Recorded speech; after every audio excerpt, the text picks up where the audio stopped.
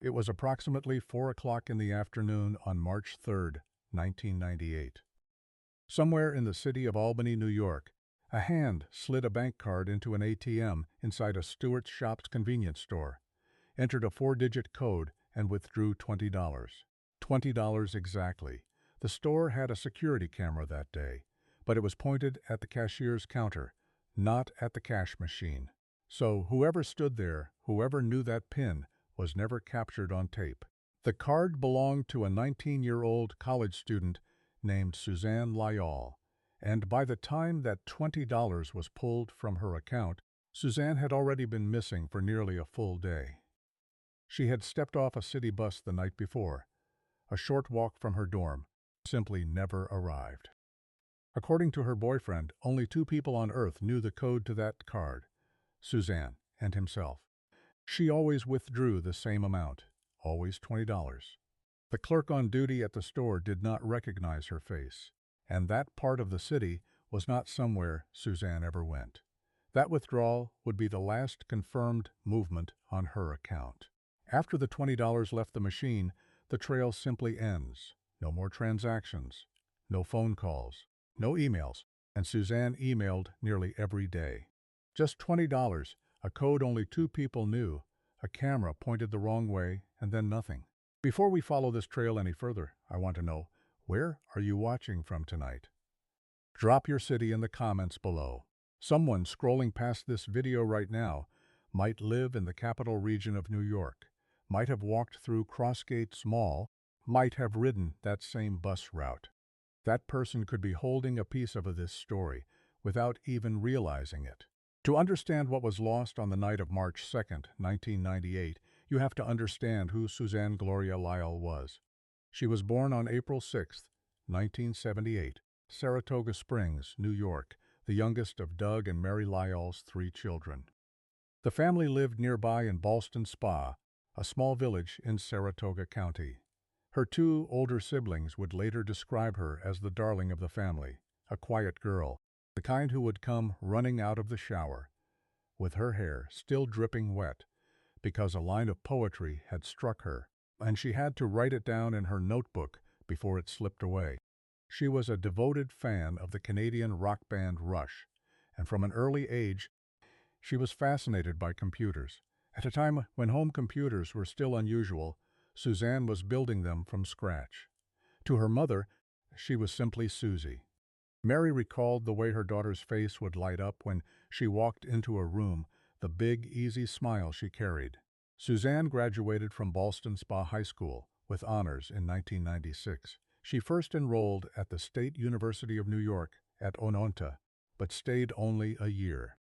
The computer science coursework there, she felt, wasn't challenging enough for her, so she transferred to the university at Albany, SUNY Albany. The move brought her closer to home and closer to her boyfriend, Richard Condon, a fellow student several years older than she was, whom she had begun dating back when they were both still in high school. Condon shared her love of computers. The 2 of them chatted back and forth on their machines constantly. He had even configured her computer so that he could access it remotely from his own. By the spring of 1998, Suzanne was a sophomore, living in the Colonial Quad dormitory on campus. To support her studies and earn a little money, she worked 2 off-campus jobs, one at a computer company in Troy and the other at a Babbage's computer software store inside Crossgates Mall, suburb of Westmere, about 2 miles west of campus. Her father would later put it plainly, Susie was not a risk-taker. She didn't party. She didn't use alcohol or drugs. She was, by every account from the people who knew her, exactly where she was supposed to be, doing exactly what she said she was doing. She called or emailed her parents, or Condon, almost every single day. That detail matters. Remember it. The last time Mary Lyall actually spoke to her daughter was on March 1st, the day after Mary's birthday. Suzanne had been at Condon's house, and she called to wish her mother a happy birthday. During that conversation, she mentioned she was running low on cash and waiting for her next paycheck. Mary offered to lend her some money to tide her over. Suzanne declined. She'd be fine, she said. The paycheck was coming, It was the last conversation they would ever have. Now that you know who Suzanne was, a quiet, gifted 19-year-old who wrote poetry with wet hair and built computers before most people owned one. Does she remind you of someone in your own life, a daughter, a sister, a friend from your college years? Tell me in the comments. Saying her name keeps her real, it keeps her human, and it keeps this case alive. Monday, March 2nd, 1998, began as an ordinary day, but there was a weight on Suzanne's mind. For weeks, she had been stressed about an upcoming midterm exam, one her manager at Babbage's recalled her saying she needed not just to pass, but to excel on. That morning, she sat for the exam. She attended her other classes until around 4 in the afternoon. She left her dorm and headed to her shift at Babbage's in Crossgates Mall. According to her manager, Suzanne arrived feeling that she had done okay on the test. Not triumphant, a little subdued even. She worked her shift through the evening until the store closed at 9 o'clock. From there, the timeline is built from the accounts of the people who saw her last. After the store closed, Suzanne walked to the bus stop and boarded a Capital District Transportation Authority bus, a KTA city bus, to take her back to campus. The bus driver, a man who regularly worked that route, would later confirm that he had seen her get on. That much is certain. The bus would have returned her to the university area at around 9:20 in the evening. Then comes the first crack in the timeline, a crack that would haunt this investigation for decades. The driver could confirm that Suzanne boarded his bus, but he could not say with certainty that he had seen her get off at the Collins Circle stop, the stop nearest her dormitory. What he could say for sure was this: by the time the bus reached the end of its route downtown, Suzanne Lyall was no longer on it. Somewhere between the mall and downtown Albany, she had left that bus. The question was where. There was, however, one more witness, a friend of Suzanne's, a classmate who was at the Collins Circle stop. Later said there was no question in her mind. She saw Suzanne Lyall step off that bus at Collins Circle. The time was approximately 9:45 p.m. It was a short walk from there to her dorm. That is the last reported sighting of Suzanne Lyall. After 9:45 p.m. on March 2nd, 1998, the trail goes cold. She never made it to her room. Her suitmates said she did not return that night, and they were certain of it because they would have heard the familiar jingling of her keys and fobs as she came in, the way they always did. That sound never came. The next morning, March 3rd, the alarm was raised not by the school, but by Richard Condon. He attended a different college in the Albany area, and he called Doug and Mary Lyall to tell them something was wrong. Suzanne had not returned to her dorm the night before. She usually phoned or emailed him after getting home from work, and she hadn't. He had been calling her dorm room. No one answered. The Lyalls contacted the campus police to formally report their daughter missing. And here, the investigation hit its first wall, not because of a lack of evidence, but because of a lack of urgency. They were told that brief absences were not uncommon for college students, that they shouldn't worry, that Suzanne would likely turn up on her own. Doug and Mary knew their daughter. This was not like her. An officer who went to check her next scheduled class found that she wasn't there. Then the Lyalls called Suzanne's bank. That is, when they learned that her debit card had been used to withdraw $20 from the ATM at a Stewart's Shops in Albany at around 4 o'clock that afternoon, the afternoon of March 3rd, while Suzanne was already missing. It would take 2 more days, a delay that Doug Lyall would criticize for the rest of his life. Before the campus police, after Suzanne missed yet another midterm, and the rest of her classes concluded that this was not a typical case of a college student wandering off. On March 4th, they called in the New York State Police for assistance. The Lyalls and SUNY Albany put up a $15,000 reward. Flyers bearing Suzanne's photograph went up across campus and the surrounding area. The search was at first intense. In the first 2 weeks alone, investigators ran down 270 separate leads. They searched some 300 acres of land near Collins Circle. including the wooded areas and Rensselaer Lake, eastern end of the Albany Pine Bush, just across Interstate 90 from that part of campus. Volunteers, troopers, dogs combed the ground around the place she was last seen. But the detail that drew the most attention was that ATM withdrawal. Investigators focused hard on the Stewart's shops, where it had happened. As we said at the start, the store's security camera was aimed at the area around the cashier, not at the ATM. So there was no footage of the person who actually used Suzanne's card.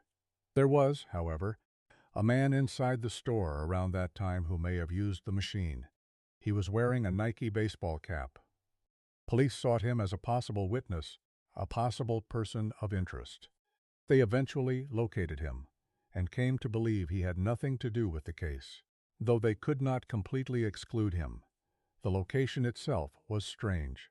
The Stewarts sat at the intersection of Central Avenue and Manning Boulevard, roughly 2 miles southeast of campus, in a part of the city that, according to her parents, Suzanne simply did not frequent. The clerk on duty did not recognize her, and whoever used that card knew the correct PIN. Condon told police that only he and Suzanne knew it. Her parents added another detail. Suzanne always withdrew exactly $20 whenever she went to an ATM, always that precise amount. The withdrawal on March 3rd was for exactly $20. There was one more wrinkle in the bank records. They showed that Suzanne's card had also been used twice on the day she actually disappeared, March 2nd. One withdrawal in the morning at a machine near the Collins Circle bus stop, and another at the mall at about the time she would have arrived for work. Both were for $20. Both seemed consistent with Suzanne's own habits, so it appeared likely she had made them herself. Yet Mary Lyall could never quite make sense of it. Why would her daughter, careful with money and waiting on a paycheck, make 2 separate $20 withdrawals in a single day? Early on, investigators also looked at a convicted rapist who had violated his parole, left the area right around the time Suzanne vanished. For a brief period, he was considered a suspect, but after he was returned to New York from Illinois, police were able to interview him and exclude him. This is where the investigation began to fracture. The single greatest problem was the contradiction at the very center of the timeline. A friend was certain she saw Suzanne get off at Collins Circle. The bus driver was not certain she got off at all, only that she wasn't aboard by the end of the line. Those two accounts could not both be fully reconciled, and from that uncertainty, everything splintered. If she got off at Collins Circle, then she vanished in the short walk to her dorm on her own campus. But if the driver was right to doubt it, then perhaps she got off somewhere else entirely, or, as some investigators came to theorize, perhaps she never made it onto that bus at all. Then there was the physical evidence, or the lack of it.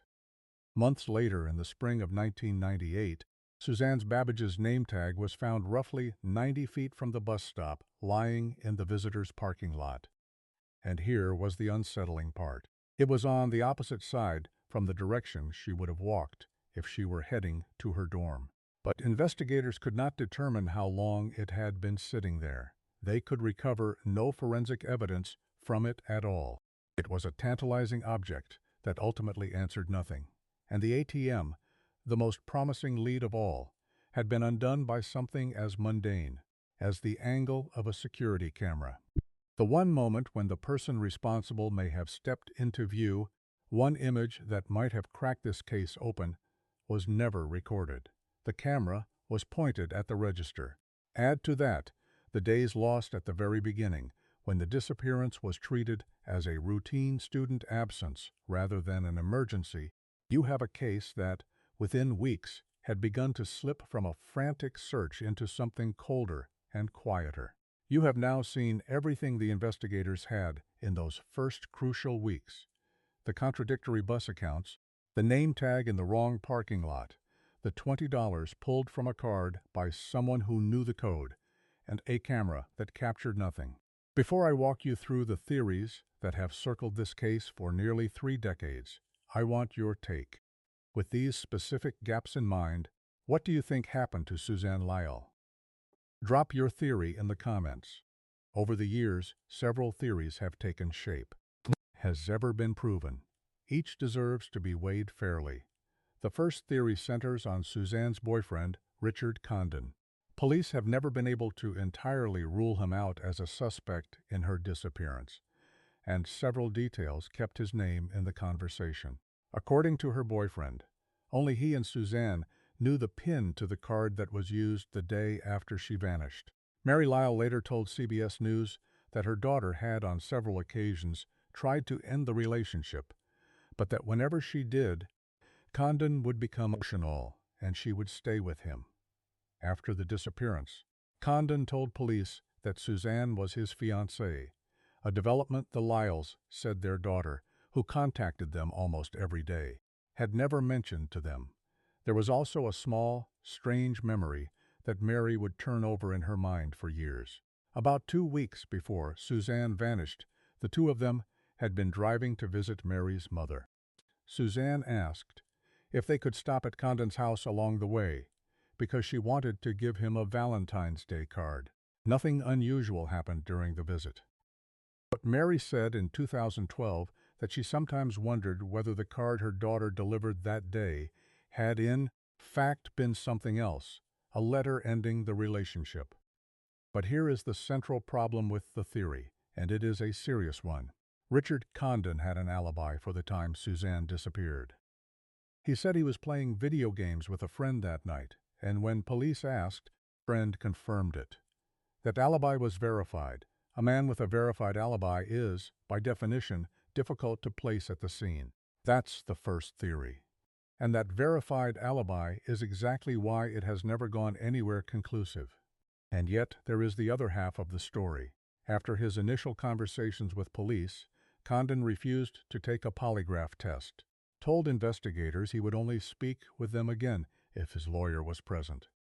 He declined for years afterward to answer the media's questions. His mother told CBS in 2010 that he had married and moved on with his life. Does the alibi settle it for you, or does the refusal to keep cooperating keep him in your mind? Tell me which way you're leaning in the comments.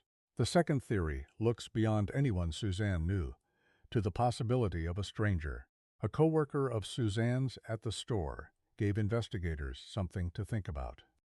She said that about a month before Suzanne disappeared, Suzanne had confided in her that she believed she was being followed, stalked, she felt, by someone she did not know.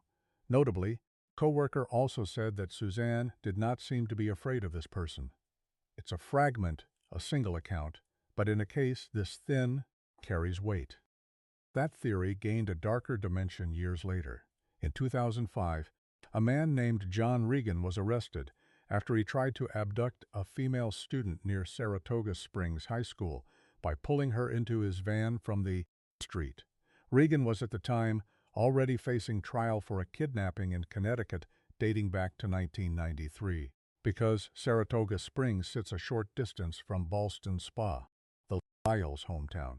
Police and the family couldn't help but wonder Regan could have been responsible for Suzanne's disappearance. But even after Regan was convicted of the attempted kidnapping in Saratoga, he refused to discuss the Lyall case with investigators. Nothing has ever publicly tied him to it. He remains a question mark, not an answer. The third theory looks not forward in time, but backward, to another young woman who vanished from almost the same place. Her name was Karen Louise Wilson, and she too was an undergraduate at SUNY Albany. 13 years before Suzanne, on March 27, 1985, around 7:20 in the evening, Karen was last seen in the 1600 block of Central Avenue in Colony, getting onto a bus near the Butcher Block restaurant. She was never heard from again. Authorities believe she was kidnapped, and an unidentified man was reported in the vicinity around the time she vanished. The parallels are hard to ignore. Two SUNY Albany students, both connected to buses on Central Avenue, both gone without a trace. Investigators have considered whether the two cases could be linked, but authorities have never found anything to actually connect them. The similarity may be meaningful. It may be coincidence. No one knows. And finally, there is the theory the family has wrestled with the longest. The possibility, supported by no physical proof, that Suzanne is no longer alive and that she lies somewhere beneath the water. Over the years, roughly 75 psychics have reached out to the Lyalls with tips. Many of those tips have involved water, suggesting Suzanne's body had been submerged somewhere. Mary Lyall has largely dismissed them. As she pointed out, there are so many bodies of water across the Capital District that such a vague impression is of little practical use. Yet, she admitted to Schenectady's Daily Gazette in 2016 that she had long felt an odd, persistent unease whenever she drove across the Crescent Bridge, where U.S. Route 9 crosses the Mohawk River between Albany and Ballston Spa. That summer, a reporter accompanied her as a firm used high-tech mapping equipment to scan the bottom of the river in that area. It has never been reported whether anything significant was found. This trail has now been cold for 28 years. 28 years of birthdays, of holidays, of a mother driving across a bridge and feeling something she can't explain. But here is the truth that keeps families like the Lyalls going. Cold cases get solved every year. Sometimes after decades, on the strength of a single new tip, a single advance in technology, a single person who finally decides to speak. If you have ever followed a case that was cracked open long after everyone assumed it was hopeless, tell me about it in the comments. Those stories are not just stories. For a family still waiting, they are reasons to keep hoping. So where does the trail stand today? The case of Suzanne Lyall remains open. The New York State Police continue to follow up on leads as they come in. In 2018, New York State Police Senior Investigator John Camp offered a sobering assessment. "We believe it's a homicide," he said. "Is there a chance she moved away? It's a possibility, but the reality is she's probably been a victim of a homicide." In 2023, a state police spokesperson confirmed the investigation was still ongoing and still categorized as a missing persons case, declining to say who had or had not been ruled out as people of interest. And as recently as March of 2026, 28 years after that final bus ride, state police reaffirmed that their detectives are still actively investigating her disappearance. But perhaps the most remarkable part of Suzanne Lyall's story is not how the case stalled. It is what her parents did in the face of that silence. Within a year of their daughter's disappearance, Doug and Mary Lyall began turning their grief into action.